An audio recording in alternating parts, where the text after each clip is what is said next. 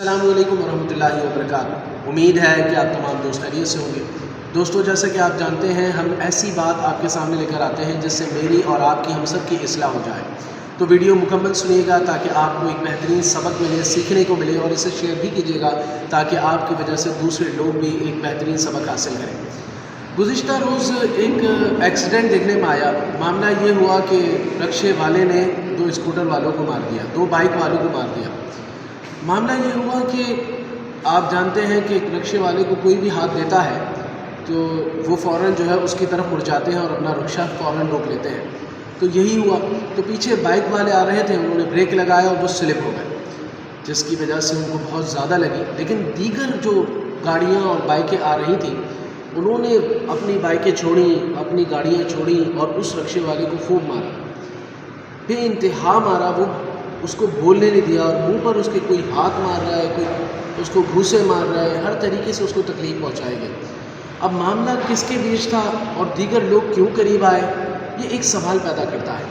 سب سے پہلی بات تو یہ ہے دوستو کہ آپ اسے ہاتھ آپ نے کیوں لگایا، کیا سوچ کر آپ نے ہاتھ لگایا؟ کیوں ہم اس بات کو نہیں سمجھتے کہ آپ نے احادیث مبارک نہیں پڑھی کہ حضور علیہ السلام نے فرمایا تھا مسلمان دوسرے مسلمان کا بھائی ہے۔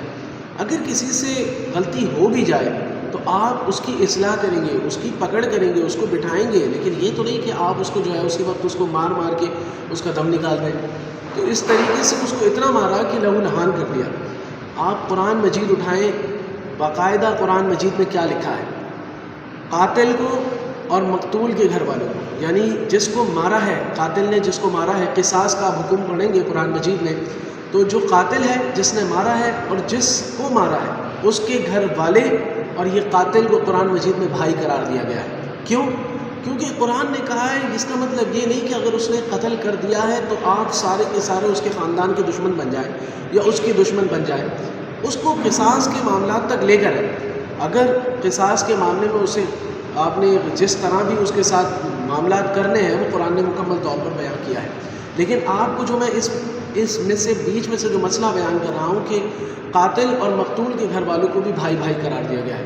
لیکن یہاں پر مسئلے کیسے ہیں کہ اگر ایکسیڈنٹ ہو جاتا ہے یا ہمارا کسی روڈ پر کسی ذرہ برابر بھی کسی سے مقابلہ ہو جاتا ہے، کوئی گاڑی ہمارے سامنے آ کر رک جاتی ہے، تھوڑا سا کوئی غلط چلا رہا ہوتا ہے تو ہم اس کو ایسے دیکھتے ہیں جیسے وہ سامنے والا انسان نہیں۔ تو ہم کس طرف جا رہے ہیں، کیسے ہم لوگ ہیں؟ اور یہاں پر یہ بات بھی پیدا ہوتی ہے، اگر وہ رکشہ والا نہیں ہوتا، کوئی بڑی گاڑی والا ہوتا تو کسی کے اندر ہمت تھی اس کو ہاتھ لگانے کی؟ کوئی کچھ کر سکتا تھا اسے؟ بالکل نہیں کر سکتا تھا۔ تو ہم لوگ کیوں اتنے مغرور ہوتے جا رہے ہیں کہ ہر چھوٹے والے کے لیے ہم جو ہے الگ اپنا رویہ رکھتے ہیں اور ہر ایک بڑے والے شخص کے لیے ہمارا رویہ الگ ہوتا ہے۔ ہم بڑے شخص کے آگے عاجزی سے پیش آ رہے ہوتے ہیں اور چھوٹے والے کے لیے اس کے کیا نام ہے، ہم باپ بن کر جو اس کے سامنے آتے ہیں۔ تو یہ معاملات کیا ہیں؟ کیوں اس طرح سے ہمارے یہاں جھڑپ ہوتی ہے؟ کیوں ہم لوگ لڑتے ہیں؟ کیا ہم لوگ انسان نہیں ہیں؟ سب سے پہلے تو ہمیں اپنی انسانیت ظاہر کرنی چاہیے، پھر جا کر ہم ایک اچھے مسلمان بنیں گے، ایک اچھے فرد بن کر سامنے آئیں گے۔ تو یہ دیگر چیزیں ہیں، ہمیں چاہیے کہ ہم ماحول میں یہ ساری چیزیں اچھائی کے ساتھ کریں تاکہ فائدہ ہو۔